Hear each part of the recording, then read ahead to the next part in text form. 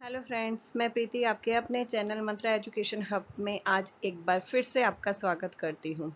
Last time हमने mental retardation के बारे में यानी इंटेलेक्चुअल डिसेबिलिटी के बारे में पढ़ा था और आज हम उसी के एजुकेशन इम्प्लीकेशन के बारे में जानेंगे। तो आज का टॉपिक आज हमारा है education implication of mental retardation, या हम मेंटल रिटार्डेशन को आपको पता ही है इंटेलेक्चुअल डिसेबिलिटी भी कहते हैं। तो चलिए आज का बिना वक्त ज़ाया किए आगे बढ़ते हैं और आज की क्लास शुरू करते हैं।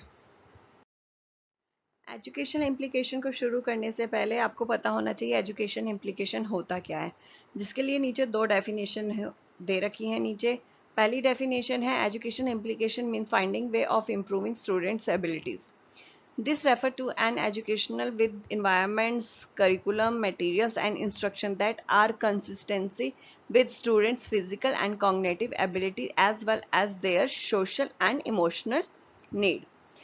एजुकेशन इम्प्लीकेशन का मतलब होता है कि स्टूडेंट्स की एबिलिटी को बेहतर बनाने के लिए तरीके ढूंढना, और एजुकेशनल के अंदर इन जो चीज़ें इन्वॉल्व हैं वो हैं इन्वायरमेंट, करिकुलम, मटेरियल और इंस्ट्रक्शन इंक्लूड होते हैं, जो स्टूडेंट की फिजिकल और कॉग्निटिव एबिलिटीज़ के साथ साथ सोशल एंड इमोशनल नीड को पूरा करते हैं। सेकेंड डेफिनेशन है education implication mean finding way of improving students abilities. Educator finds students' needs, strength, interests, weakness, abilities, and according to that, educator create learning environment in the classroom, apply teaching strategies, prepares instructions, modification in curriculum and materials for improving child's skill. ये जो definition है उसी को थोड़ा सा और explain करके बताती है। इसमें जो कहता है एजुकेशन इम्प्लीकेशन का मतलब है स्टूडेंट्स की एबिलिटी को बढ़ाने के लिए तरीके ढूंढना, जिसमें टीचर जो है या एजुकेटर जो है स्टूडेंट की ज़रूरत, उसकी नीड, उसकी स्ट्रेंथ, उसका इंटरेस्ट और उसकी वीकनेस, उसकी एबिलिटीज़ को ढूंढेगा, जानेगा और उसके अकॉर्डिंग क्लासरूम का इन्वायरमेंट क्रिएट करेगा, अकॉर्डिंग उस बच्चे के अकॉर्डिंग टीचिंग स्ट्रेटजीज को ढूंढेगा और उसको अप्लाई करेगा, बच्चे की एबिलिटी के अकॉर्डिंग इंस्ट्रक्शन प्रिपेयर करेगा, यानी बच्चा एक सेंटेंस को समझ पाता है या दो सेंटेंस को समझ पाता है, या उसे सेंटेंसेस को या इंस्ट्रक्शंस को समझने के लिए विजुअल सपोर्ट चाहिए तो विजुअल सपोर्ट अप्लाई करेगा, तो अकॉर्डिंग टू चाइल्ड वो इंस्ट्रक्शन प्रिपेयर करेगा। साथ ही उसके लिए जो है करिकुलम है और वहाँ का मटेरियल है, लर्निंग मटेरियल है, उसमें मॉडिफिकेशन करेगा जिससे बच्चे की जो स्किल्स हैं उसमें इम्प्रूवमेंट किया जा सके। सबसे पहला पॉइंट आता है फंक्शनल रीडिंग। इंटेलेक्चुअल डिसेबिलिटी वाले बच्चों को आप ये कैसे सिखाएंगे, किस टीचिंग टेक्निक्स का यूज़ करेंगे, उससे पहले ये जान लेते हैं कि फंक्शनल रीडिंग होता क्या है। ब्राउन एंड पालमोटर 1971 में इन्होंने डेफिनेशन दी थी, स्टूडेंट्स एक्शन और responsive result from reading printed words. जो प्रिंटेड वर्ड्स को पढ़ना स्टूडेंट्स के द्वारा, उसी एक्शन को फंक्शनल रीडिंग कहा जाता है। फंक्शनल जो टर्म है ये भी रिलेट करता है, उससे भी रिलेट करता है कि जो आप जो भी बच्चे को सिखाएंगे वो रियल कम्युनिटी सेटिंग के अंदर सिखाएंगे, साथ ही साथ उस वर्ड को चूज करेंगे जो बच्चा डेली लाइफ में उसे कम्युनिटी में जाके यूज कर सके। पॉलवे एंड पैटो ने एक डेफिनेशन 1993 में दी थी, reading is the key to personal and social adjustment and for successful involvement in community activity, यानी कम्युनिटी एक्टिविटी में सक्सेसफुल इन्वॉल्वमेंट के लिए पर्सनल एंड सोशल एडजस्टमेंट एक की का काम करते हैं। नेक्स्ट आते हैं हमारी टीचिंग। फंक्शनल रीडिंग के लिए हम किस किस एप्लीकेशन का हम यूज़ कर सकते हैं, तो सबसे पहले आती है आपकी अप्रोच, होल वर्ड अप्रोच, जिसे साइड वर्ड वोकेबलरी भी कहते हैं। आपके सिलेबस के अंदर होल वर्ड अप्रोच के नाम से ये जानी जाती है। इस अप्रोच में जो है बच्चे को पूरे के पूरा जो शब्द है, वर्ड है, उसकी पहचान हम सबसे पहले कराते हैं। साथ ही साथ इसके अंदर जो इसके द्वारा इस अप्रोच के द्वारा उस वर्ड से बच्चा उसकी स्पेलिंग से फैमिलियर होता है, उसके अंदर जो अल्फ़ाबेट्स दिए हुए होते हैं उससे फैमिलियर होता है, उस ग्रुप से फैमिलियर होता है। साथ ही धीरे धीरे फिर उसके में दिए गए जो स्पेलिंग है उसमें दी गई सीक्वेंस से वो इंट्रोड्यूस होता है। फिर अल्फ़ाबेट्स जो हैं उसकी साउंड से इंट्रोड्यूस होता है, और साथ साथ फिर जब उसी जैसे दिखने वाली और जो स्पेलिंग्स हैं उनसे भी इंट्रोड्यूस होता है। लेकिन इस साइड वर्ड के अंदर जब भी हम इसमें स्टार्ट करते हैं या अप्रोच स्टार्ट करते हैं तो सबसे पहले हम बच्चे के खुद के उसके नाम से ही स्टार्ट करते हैं, रीडिंग और राइटिंग से। होल वर्ड अप्रोच जो है यही है कि बच्चे को पूरे के पूरा एक साथ शब्द एक साथ सिखाना। नेक्स्ट अप्रोच आती है एररलेस डिस्क्रिमिनेशन, जो वॉल्श एंड लैम्बर्ट्स ने 1979 में डेवलप करी थी। इस अप्रोच के अंदर टीचर वर्ड को तोड़ के बच्चे के आगे प्रेजेंट कर सकती है। पहले वाले में होल वर्ड अप्रोच में पूरा एक साथ प्रेजेंट करना था, इसमें तोड़कर। लाइक एग्जांपल, अगर मैं बच्चे को कैट वर्ड सिखा रही हूँ, CAT कैट, तो होल वर्ड में एक ही फ्लैश कार्ड पे उसे लिखा हुआ होना चाहिए था CAT, और बच्चे के आगे मैं प्रेजेंट करूंगी। लेकिन इसके अंदर C का अलग फ्लैश कार्ड हो सकता है, A का अलग और T का अलग। कंपलसरी नहीं है बट हो सकता है, इसको क्या है तोड़ के आप प्रेजेंट कर सकते हैं। और स्टार्टिंग में जब आप बच्चे को सिखा रहे हैं 3 to 4 लेटर वाले ही वर्ड्स आपको सिखाने हैं। जब बच्चा उसे सीख जाएगा तो हम उसमें कॉम्प्लेक्स का लेकर आएंगे और 5 to 6 लेटर वाले वर्ड धीरे धीरे बच्चे को सिखाएंगे। और किसी भी वर्ड को सिखाने के लिए आप 4 to 6 ट्रायल बच्चे को कर सकते हैं। नेक्स्ट पॉइंट में कहा है कि जब बच्चा किसी वर्ड को रीडिंग करना या पॉइंट आउट करना सीख जाता है तब उसे 3 से 4 वर्ड वाले ग्रुप के अंदर रख कर देंगे और बच्चे को उसको पहचानने के लिए, रीड करने के लिए कहेंगे। लाइक एग्जांपल, मैं नीचे जो एग्जांपल दे रखा है, बच्चे को पेप्सी वर्ड सिखा रही हूँ। पेप्सी वर्ड जब बच्चा उसे पॉइंट आउट करना अकेले में सीख गया है, बिना किसी डिस्क्रिमिनेशन के उसे पॉइंट आउट कर लेता है, तब उसके सामने मैं डिस्क्रिमिनेशन देती हूँ। आपका पेप्सी के साथ नाइक, जैम और लेस जैसे वर्ड्स दिए। लेकिन याद रखिए, स्टार्टिंग में जब मैं वर्ड दे रही हूँ तो वो एक जैसे साउंड वाले नहीं होने चाहिए, एक जैसे लेटर वाले नहीं होने चाहिए कि जिससे देखकर कंफ्यूजन हो। नेक्स्ट, जब बच्चा उसे सीख जाता है, वो स्टेप कर लेता है, क्लियर कर लेता है, तब मैं उसे और कम्प्लेक्स में लाऊंगी और फिर उसे जो लेटर्स मैंने ग्रुप दिया था उसे चेंज करूंगी और एक जैसे लेटर वाले वर्ड उसके सामने रखूंगी। लाइक पेप्सी था, अभी सिखा रही थी, तो अब उस जैसा पाइप, पॉइंट, पेंट, जो बोलने में भी एक जैसे हैं और उसके अंदर जो है एक ही अल्फ़ाबेट की साउंड्स आ रही हैं। तो ये बच्चों को डिफ़िकल्ट हो जाता है, इसलिए पहले वो जब सीख जाएगा तब मैं नीचे इसके अंदर लेकर आऊँगी। साथ ही साथ बच्चे को वर्ड सिखाने के लिए रियल ऑब्जेक्ट्स का यूज़ कर सकते हैं हम। लाइक पेप्सी अगर सिखा रही हूँ तो पेप्सी की बॉटल, उसका वैपर उसके पास होना चाहिए, कर सकते हैं। आप किसी बिस्किट के बारे में बिस्किट बता रहे हैं तो बिस्किट का वैपर आपके पास हो सकता है, तो वो आप ओरिजिनल चीज़ें इसके अंदर यूज़ करेंगे बच्चों को सिखाने के लिए। नेक्स्ट अप्रोच आती है हमारी फोनेटिक्स अप्रोच। फोनेटिक्स का मतलब होता है अल्फ़ाबेट की साउंड से। लाइक ए, आ, बी, बा, सी, का, डी, डा, ये सब क्या है, फोनेटिक्स हैं। बच्चों को रीडिंग सिखाने के लिए बहुत अच्छी अप्रोच है ये, ना कि सिर्फ स्पेशल स्कूल बल्कि नॉर्मल स्कूल में भी इसी को यूज़ किया जाता है। पहले टाइम पे होता था कि हाँ, जो आपकी स्पेलिंग्स है उनको रटाया जाता था, CAT cat, CAT cat, BAT bat, BAT bat. लेकिन अब ऐसा नहीं है। अब क्या होता है कि फोनेटिक्स की साउंड को क्लियर किया जाता है।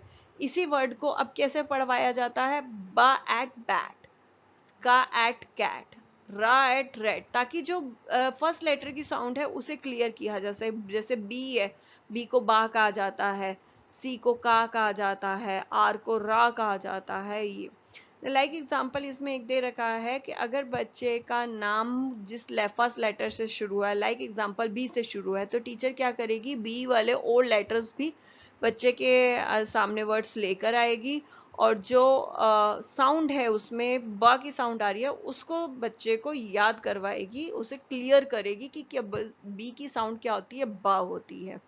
लाइक बनी हो गया, बॉल हो गया, बैट हो गया, तो इसको पढ़ाएगी। ये होती है आपकी फोनेटिक्स अप्रोच। नेक्स्ट अप्रोच आपकी होती है एरर एनालिसिस इन जनरलाइजेशन। इसके अंदर जो है हॉर्नर, एल्बिन और रल्फ ने 1987 में स्टार्ट करी थी इसको, और उन्होंने कहा था कि जब भी हम कोई नई स्किल सीखते हैं तो उसे हमें याद भी रखना ज़रूरी है, उसे याद रखना बहुत ज़रूरी है, क्योंकि जब भी हमें अदर इन्वायरमेंट में उसकी ज़रूरत हो या अन्य सिचुएशन में उसकी ज़रूरत हो तो हम उसका जनरलाइज कर पाए। जनरलाइजेशन का मतलब या जनरलाइज करने का मतलब है जो स्किल सीखी है उसे किसी और इन्वायरमेंट में दोबारा से करना। तो वो उसके लिए हमें ये बहुत ज़रूरी है कि जो चीज़ हमने सीखी है उसे हमें याद रखना है। हमारे स्पेशल बच्चों में जनरलाइजेशन की बहुत कमी होती है, इस चीज़ का याद रखिए। हमें वो चीज़ें सिखानी पड़ती हैं, इसमें यही बोला गया है। क्योंकि बच्चों को अगर आपने एक क्लासरूम में बैठ के कोई चीज़ दे दी है करने के लिए, अगर वही चीज़ बच्चे ने सीख ली लेकिन मार्केट वो गया, फंक्शनल चीज़ वो करेगा कम्युनिटी में जाके, तो उसे वहाँ पे दिक्कतें आएंगी। तो हमें अदर सिचुएशन में भी सिखाना पड़ता है। तो इसके अंदर वही बोला गया है कि जनरलाइजेशन करने के लिए और मेंटेनेंस करने के लिए ज़रूरी है कि जब भी आप बच्चे को कोई चीज़ सिखा रहे हैं तो टाइम टू टाइम उसका सिचुएशन, उसका इन्वायरमेंट चेंज करें और उसमें भी उसको सिखाया जाए, और इस दौरान जो जो वो गलतियां करता है हर सिचुएशन में उसको दूर किया जाए। साथ ही साथ अब आपने सिखा तो दिया, उसे मेंटेन करना भी ज़रूरी है। अब आपने हर सिचुएशन में सिखा दिया लेकिन आगे वाली सिचुएशन में जाके अगर वो जाता है आगे करता है तब वो भूल गया तो क्या करेंगे। तो ये भी ज़रूरी है जनरलाइजेशन के साथ कि हम उसका मेंटेनेंस भी करें। तो मेंटेनेंस के लिए ज़रूरी है कि एक टाइम पीरियड आपको होना चाहिए कि एक टाइम पीरियड आप रख लें कि पूरे मंथ के अंदर एक वीक रख लें कि पूरे मंथ में हमने क्या किया। फिर आपने अगले मंथ में काम किया तो उसका लास्ट वीक में कर लिया, लेकिन लास्ट के कुछ एक या दिन में फिर आपने पिछला वो किया। तो आपको पिछला रिवाइज करवाना पड़ेगा क्योंकि इन बच्चों की मेमोरी वीक होती है तो वो भूल भी जाते हैं और जनरलाइजेशन की भी उनकी प्रॉब्लम है। तो इन दोनों चीज़ों को ध्यान में रखते हुए आपको इस चीज़ को करना है और बच्चे के लिए जो एरर आ रहे हैं जनरलाइजेशन के टाइम पे उसको दूर करना है। और टीचिंग के दौरान नए नए स्ट्रक्चर और नई नई सिचुएशन लेकर आनी है ताकि बच्चे को जनरलाइज करना सिखाया जा सके।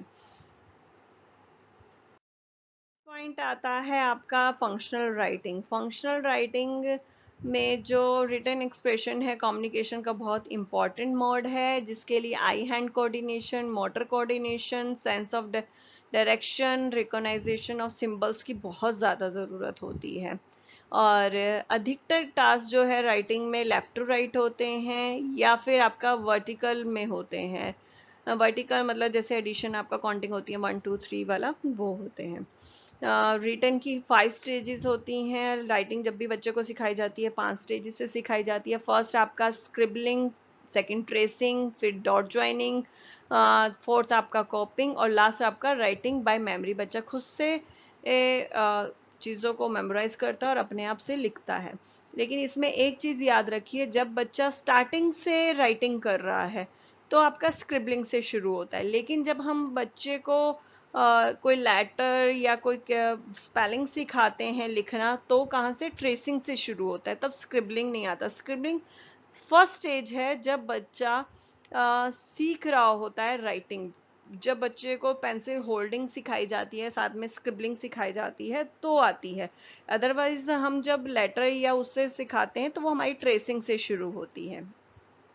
इसके बाद फिर से आती हैं 6 स्टेजेस टीचिंग की, राइटिंग की, जो आपका इन्वॉल्व है, जिसमें सबसे पहले टीचर वर्ड्स को वो लाउडली साउंड करती है। उसके बाद जो है स्टूडेंट उस चीज़ को दोहराता है और उसके बारे में टीचर बताता है। हम बच्चे को जब भी कोई स्पेलिंग से या किसी वर्ड से इंट्रोड्यूस कराते हैं, लिखना सिखाते हैं, हम एकदम से नहीं पहुँच जाते कि बच्चे लिखो। पहले हम बच्चे को वर्ड से इंट्रोड्यूस हमें करवाना ज़रूरी है। तो पहले बच्चे टीचर बोलती है उस साउंड को कि वो क्या है, फिर उसके बाद बच्चा उसको रिपीट करता है और उसका मीनिंग जो है टीचर डिस्कशन के अंदर बताती है कि वो है क्या। नेक्स्ट जो आता है होर्स वर्ड का विजुअल इनपुट बच्चे को दिखाया जाता है कि क्या है वो, उसकी स्पेलिंग दिखाई जाती है और साथ ही साथ उसका पिक्चर दिखाई जाती है कि वो क्या है। नेक्स्ट जो आता है स्टेप, इसके अंदर हॉर्स पर टीचर लिख कर देगी और बच्चा ट्रेस करेगा। और जब बच्चा ये कर लेता है तो उसके बाद टीचर हॉर्स की स्पेलिंग को और हर लेटर को अलग अलग देगी और उसे बोलने के लिए कहेगी सेपरेटली, लाइक HORSC, हॉर्स, इस तरीके से उसे बोलने के लिए बोला जाता है। नेक्स्ट जब बच्चा ये कर लेता है, उसे बोलना शुरू कर देता है, ट्रेस कर लेता है, तब उस बच्चे को कॉपी करने के लिए हॉर्स वर्ड दिया जाता है। और ये कॉपी जो है पहले डॉटेड के साथ करता है, डॉट लाइन के साथ करता है। जब वो कर लेता है डॉट लाइन को तो उसे धीरे धीरे रिमूव कर दिया जाता है डॉट लाइन को, तो उसके बाद विदाउट डॉट लाइन के साथ किया जाता है। नेक्स्ट उसमें बच्चा फाइनली अपनी मेमोरी में उस चीज़ को स्टोर करता है और अपने आप से बिना गलती किए हॉर्स लिखता है। जब बच्चा ये फाइनली सारे 6 स्टेप कर लेता है तो उसके बाद जब भी आप उसे हॉर्स वर्ड बोलेंगे या उसे ज़रूरत होती है तो वो उस हॉर्स वर्ड की स्पेलिंग अपने आप से लिख सकता है। ये तो था स्पेलिंग लिखने का, साथ ही साथ हमें स्पेलिंग याद भी करानी होती है बच्चे को। तो उसके लिए ये ज़रूरी है, बच्चे को जब ट्रेसिंग और कॉपिंग कर रहा हो तो बच्चे को स्पेलिंग याद करवानी बहुत ज़रूरी है। बच्चे को इस तरीके से मत दिया जाता है, हॉर्स की विजुअल इनपुट दिया जाएगा, एक फ्लैश कार्ड पे पूरे हॉर्स की स्पेलिंग होगी और बहुत सारे छोटे छोटे फ्लैश कार्ड रखे जाते हैं जिसके अंदर हॉर्स की स्पेलिंग के फ्लैश कार्ड है, साथ ही अदर फ्लैश कार्ड भी होते हैं लेटर के। तो बच्चे को उसमें से पिक करना है और एक साइड पे हॉर्स की स्पेलिंग बनानी है। जब बच्चे को आप ये स्पेलिंग याद करवा रहे हैं, टीच करवा रहे हैं, तब बच्चे को ये जब आप मॉडल दिखाते हैं तो बच्चे का ध्यान रखें कि वो एक सीक्वेंस में उठाए, कि पहले एच आ रहा है तो वो एच को ही ढूंढे और एच को मैच करके वहाँ लगाए। ये नहीं कि पहले आर लगा रहा है फिर ओ मिल गया ओ लगा रहा है, नहीं, सीक्वेंस में ही होगा तभी बच्चे को स्पेलिंग याद रहेगी कि पहले एच आता है फिर ओ आता है फिर आर आता है फिर एस फिर ई। जब बच्चा ये चीज़ करना सीख जाता है एक सीक्वेंस में, उसमें से उठा के एक जगह पे अरेंज कर लेता है, तो उसे जो मॉडल है वो रिमूव कर देना चाहिए। जो हॉर्स का मैंने पूरा फ्लैश कार्ड दे रखा था उसे रिमूव कर देना चाहिए। अब बच्चे को छोटे छोटे फ्लैश कार्ड देने हैं, सिर्फ बच्चा अपनी मेमोरी से वो याद करके स्पेलिंग को लिखेगा, HORSC उसमें से उठा के उसको लिखेगा। उसके बाद जब बच्चा अपनी मेमोरी से लिख रहा है तो बच्चे को खुद से चेक करने के लिए उसे देना चाहिए, फ्लैश कार्ड दिया जाए वही बड़े वाला, और बच्चे को खुद से कहा जाए कि स्पेलिंग चेक करो ठीक लिखी है या नहीं, अगर नहीं लिखी है तो उसी से बाद में ठीक भी करवाना चाहिए। अब जब आप फंक्शनल राइटिंग, ये तो हो गया स्पेलिंग सिखाने का, लेकिन आप जब फंक्शनल राइटिंग सिखा रहे हो तो स्टार्टिंग जो होनी चाहिए बच्चे के नाम से होनी चाहिए, ना कि किसी की वर्णमाला से, ये वोवल हिंदी या मराठी की किसी वर्णमाला से। इस चीज़ का आपको पूरा ध्यान रखना चाहिए। हम जब भी बच्चे को कुछ सिखाते हैं तो बच्चे के नाम से ही स्टार्ट करते हैं, इस चीज़ का याद रखिए, ना कि कैट बैट मैट रेड ये सब चीज़ें बाद में आती हैं। सबसे पहले बच्चे को उसका नाम सिखाया जाता है।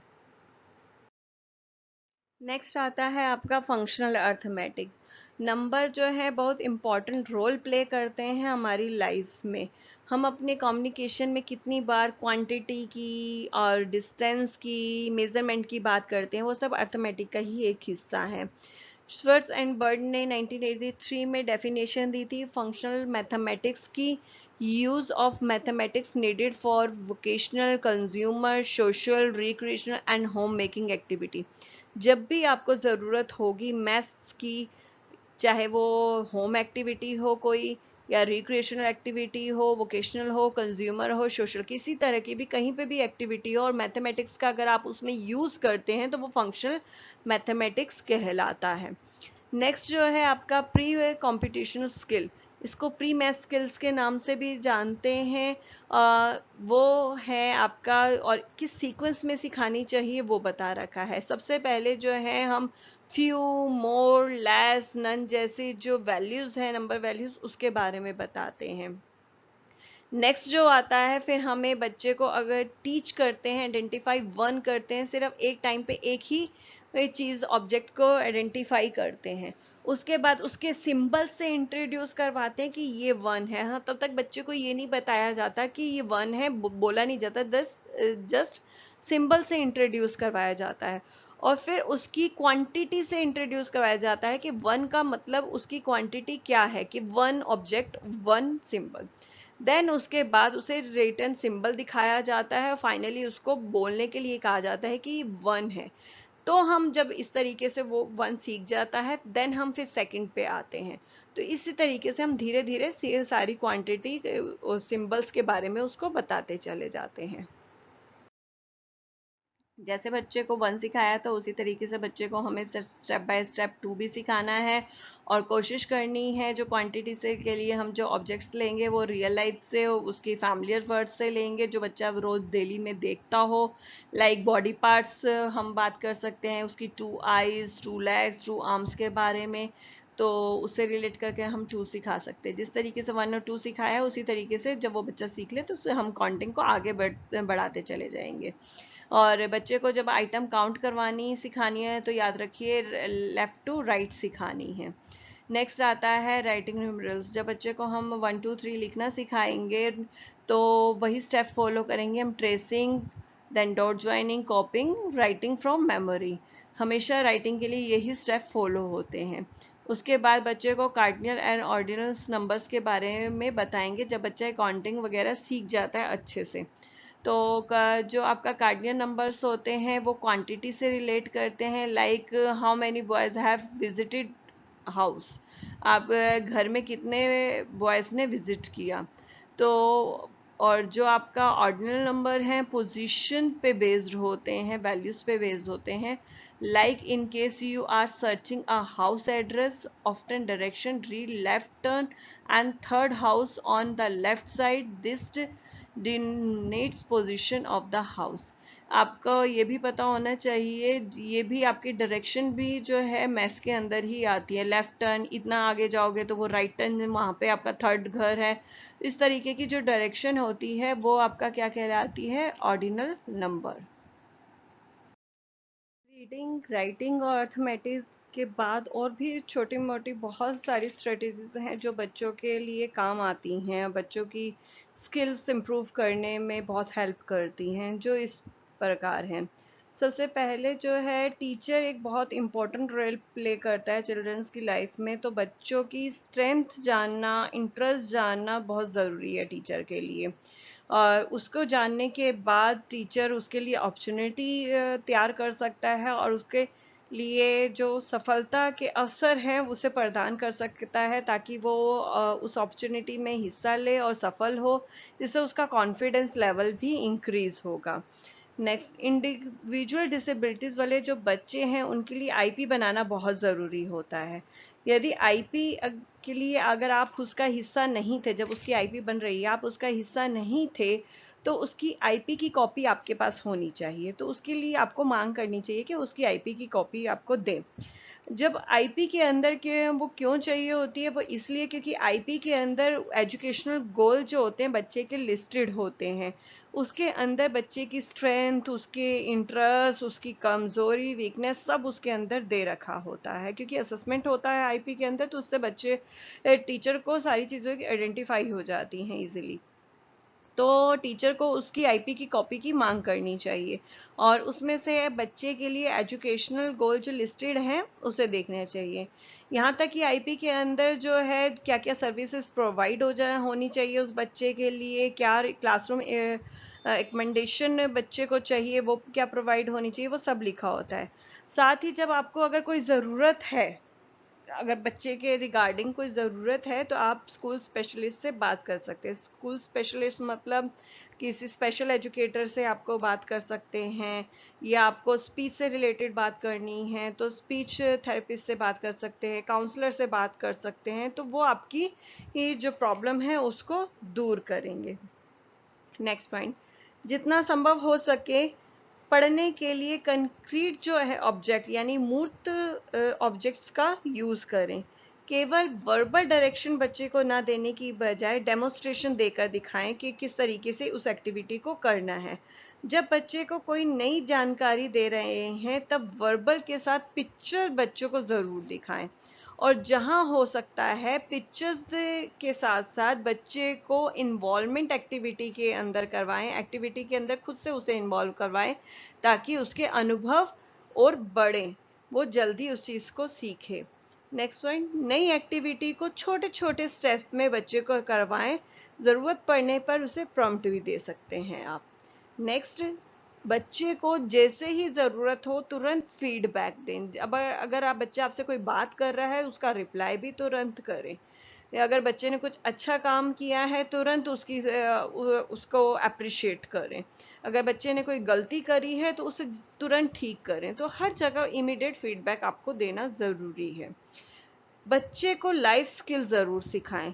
लाइफ स्किल के अंदर आपकी daily activity, social skill, occupational awareness, ये सब चीज़ें इन्वॉल्व होती हैं। साथ ही इन चीज़ों को सिखाने के लिए बच्चों को ग्रुप एक्टिविटी में इन्वॉल्व ज़रूर करें। नेक्स्ट पॉइंट है, बच्चे की ज़रूरत को पूरा करने के लिए एक एजुकेशनल प्लान बनाना चाहिए जो ज़रूरत है बच्चे के लिए, और उसको पूरा करने के लिए उसके स्टूडेंट्स के पेरेंट्स को, स्कूल के स्टाफ को इसमें इन्वॉल्व करना चाहिए और पूरी जानकारी उनको देनी चाहिए कि बच्चा किस तरीके से परफॉर्म कर रहा है स्कूल में और घर में। नेक्स्ट पॉइंट, बच्चे से डायरेक्ट आपको बात करनी चाहिए, सीधे उसके आंखों में आंखें डाल के उसकी फेस की ओर देखकर, पीट करके उससे बात कभी नहीं करनी चाहिए। क्योंकि बच्चे को जब आप देखोगे उसकी तरफ बात करोगे तो फिर उसे भी पता लगेगा मैडम मुझे पूरी तरीके से अटेंशन दे रही है, ये क्या बात कर रही है। क्योंकि बहुत सारी बातें ऐसी होती हैं हमारी बॉडी एक्सप्रेशन से, फेस एक्सप्रेशन से, बॉडी लैंग्वेज से बच्चे तक पहुंच जाती हैं। तो इसलिए बच्चे से जब आप बात करें तो उसे देख कर करें, उसे बैक करके नहीं करें, इससे बच्चा भी आपको पूरी अटेंशन देगा। नेक्स्ट पॉइंट है कि बच्चे को क्लासरूम के अंदर छोटी छोटी जॉब असाइन करें, लाइक आपका ब्लैक बोर्ड साफ करना, या टीचर का सामान एक जगह से दूसरी जगह पे उठा के पूरी तरीके से रखना, या क्लासरूम में कहीं कूड़ा नहीं है लंच के बाद उसको देखना, या आपका जो बच्चे आ रहे हैं उनके सभी के बैग उठा के एक साइड पे रखना। इस तरीके के छोटे छोटे काम आप बच्चों को दे सकते हैं और बच्चा उसे करेगा। उसे एक तो आप देंगे तो भी खुशी होगी कि टीचर ने मेरे पे विश्वास किया है, मुझे काम दिया है। उसके बाद जब वो उसे पूरा करेगा तो उसे आप अप्रिशिएट करेंगे तो उसे और ज़्यादा खुशी होगी कि, और कॉन्फिडेंस लेवल उसका बढ़ेगा कि हाँ मैं भी काम कर सकता हूँ। नेक्स्ट पॉइंट, बच्चे को विदाउट डिसेबल्ड जो बच्चे हैं उनके साथ इंटरेक्ट करने के लिए इंकरेज करना। ये बच्चे क्या होते हैं, अपने आप को उनसे अलग समझते हैं तो उनसे इंटरेक्ट नहीं करते, अपनी कम्युनिटी अलग से बना लेते हैं। तो उनसे इंटरेक्ट करने के लिए इनको इंकरेज करना चाहिए ताकि वो उनसे इंटरेक्ट करे और नई चीज़ें सीखे, और जो इन लोगों के अंदर गैप बन गया वो गैप को हटाया जा सके। Next point, least restrictive educational setting बनाना, यानी जितना कम से कम रिस्ट्रिक्शन हो सके उतनी कम रिस्ट्रिक्शन देना। जैसे नॉर्मल स्कूल होते हैं उसी तरीके से यहाँ पे भी स्कूलों को चलाया जा सके, और जो माइल्ड बच्चे हैं उनको इंक्लूजन के अंदर ऐड किया जा सके, इंक्लूसिव स्कूल्स के अंदर उनको मेन स्ट्रीम के साथ जोड़ा जा सके, और कम से कम वहाँ पे रिस्ट्रिक्शन हो इन बच्चों को। जैसे और बच्चों को, नॉर्मल बच्चों को वहाँ पे एजुकेशन लेने की ये पूरी राइट है, इस तरीके से इन बच्चों का भी पूरी तरीके से राइट है वहाँ पे एजुकेशन लेने का। तो इसलिए इन बच्चों को कई बार क्या होता है स्पेशल स्कूल में भी तैयार किया जाता है मेन स्ट्रीम के लिए, तो वहाँ पे रेडी करके इन बच्चों को मेन स्ट्रीम में भी भेजा जाता है। ट्रेनिंग जब हम बच्चे को करवा रहे होते हैं तो बहुत सारी चीज़ों का ध्यान रखना पड़ता है। उसमें सबसे पहली चीज़ है कि जो भी बच्चे को आप एक्टिविटी करवा रहे हैं उस हर एक्टिविटी को आपको टाइम टू टाइम उसे रिपीट करवाना है। नेक्स्ट पॉइंट, कि आप जब ट्रेनिंग करवा रहे हैं वो रेगुलरली में करवाएं, ये नहीं कि आज मंडे को जो गोल करवाया तो वो नेक्स्ट मंडे ही आप करवाएं। आपको उस एक्टिविटी को रेगुलरली करवाना है, तभी बच्चा सीख पाएगा, और सिस्टमेटिकली तरीके से करवाओगे तभी सीखेगा। नेक्स्ट पॉइंट में आपका जो बच्चे को आप चीज़ सिखा रहे हो उससे पहले नॉन चीज़ से सिखाना है। जो आप टास्क इंट्रोड्यूस करवा रहे हो बच्चे को, वो शुरू कहाँ से करना है, उसकी नॉन एक्टिविटी से करना है या नॉन ऑब्जेक्ट से करना है। लाइक एग्जांपल देती हूँ, अगर बच्चे को मैं 4 एनिमल सिखा रही हूँ, आपका डॉग, कैट, बफेलो और गोट, ये 4 चीज़ें मैंने ले ली हैं। ये चारों चीज़ों में से डॉग और कैट उसको आता है, क्योंकि एक तो फैमिलियर वो देख रहा है और पहले उसे जनरली ये चीज़ सिखाई जा चुकी है, मुझे पता है वो आता है। इसलिए मैंने 2 वो लिए हैं, 2 नहीं लिए, और मैं स्टार्ट कहाँ से करूँगी, डॉग और कैट से, ताकि बच्चे जब मैं उससे पूछूँ वो बताए तो उसे अच्छी फीलिंग आए, उसे सक्सेसफुल की, अचीवमेंट की कुछ फीलिंग आए, जिससे वो आगे इंटरेस्ट ले उस एक्टिविटी के अंदर। नेक्स्ट पॉइंट आपका है कि जब आप ट्रेनिंग दे रहे हैं तो आपका टीचिंग लर्निंग मटेरियल, आपका जो मटेरियल है वो अप्रोप्रिएट होना चाहिए, जो आप टास्क ले रहे हो उसी से रिलेट करता हुआ होना चाहिए। साथ में अट्रैक्टिव होना चाहिए, लाइक अगर आप जो चीज़ ले रहे हो उसमें बफेलो ले रहे हो, अगर बफेलो का जो कलर होता है ब्लैक होता है, तो आपका वो ब्लैक ही होना चाहिए, एकदम डल नहीं होना चाहिए, शाइन वाला कलर होना चाहिए, ताकि बच्चा आप उसको देख सके। या फ्रूट करवा रहे हो, फ्रूट में आपका रेड कलर का एप्पल, येलो कलर का एप्पल वही होना चाहिए। पता लगे रेड की जगह आपका बहुत डल डल ऑरेंज सा आ रहा है, ऑरेंज का येलो कलर गायब हुआ है। और ये भी याद रखिएगा कि जैसा कलर जिस चीज़ का होता है वैसा ही रहना चाहिए। बाकी अट्रैक्टिव तो बता ही दिया, लोकली अवेलेबल होना चाहिए, जो आप टीएलएम ले रहे हैं आसपास वो इजीली मिल जाए, ऐसा होना चाहिए। आपका नेक्स्ट पॉइंट है, remember children will learn better from children for of the same age. जो टास्क ऐसे लेने चाहिए आपका जो बच्चा लर्न कर सके और उसकी एज से अप्रोप्रिएट हो। ये नहीं कि वो बच्चे की एज तो 5-6 है और आप टास्क ले रहे हैं बहुत बड़े बड़े ले रहे हैं, 10-11 साल के बच्चे के लिए ले रहे हैं, वो नहीं होना चाहिए। नेक्स्ट जो आपका लास्ट पॉइंट है, remember there is no age limit for training a mental retardation person. Mental retardation person के लिए ट्रेनिंग की कोई एज लिमिट नहीं है। जब भी उसे किसी चीज़ की ज़रूरत होगी या उसकी किसी स्किल को बढ़ाना होगा तो वो कभी भी ट्रेनिंग किसी भी एज में ले सकता है। ये आज की हमारी क्लास यहाँ आज ख़त्म होती है। उम्मीद करती हूँ कि आज का टॉपिक आपको अच्छे से क्लियर हुआ होगा। अगर आपको कोई इंक्वायरी है, अगर आपको कुछ पूछना है तो आप कमेंट सेक्शन में मुझसे पूछ सकते हैं। आप उसमें डाल दीजिएगा, कुछ आपकी प्रॉब्लम हो तो उसे मैं ज़रूर पूरा करूँगी। अगर आज की क्लास आपको पसंद आई हो तो वीडियो को लाइक करना मत भूलिएगा, चैनल को सब्सक्राइब भी ज़रूर कर लीजिए, साथ ही साथ बेल आइकन बटन को भी ज़रूर दबा लीजिए, जिससे इस चैनल पे आने वाली सभी वीडियो की नोटिफिकेशन आपको मिल जाए।